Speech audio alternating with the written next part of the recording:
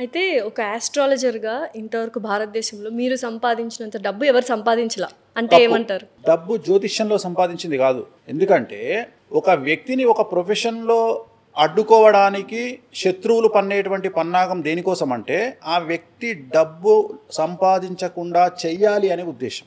అంటే ఉదాహరణ వేణుస్వామిని టార్గెట్ చేయాలి అంటే వేణుస్వామి జ్యోతిష్యం బంద్ చేయించాలి అని అవతలి వాళ్ళు ప్రయత్నం చేస్తారు.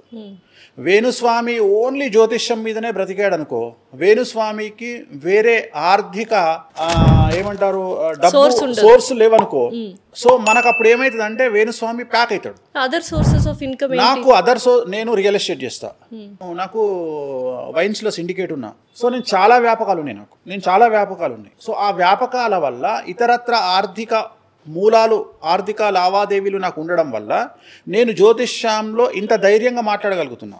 అసలు నాకు భయం అనేది లేదు. ఎందుకు లేదంటే నన్ను డిస్టర్బ్ చేయగలుగుతారేమో, నన్ను సామాజికంగా బ్యాడ్ చేయగలుగుతావేమో తప్ప నన్ను ఆర్థికంగా నువ్వు కొట్టలేవు. కొట్టలేనప్పుడు నేను ఎందుకు బాధపడతా?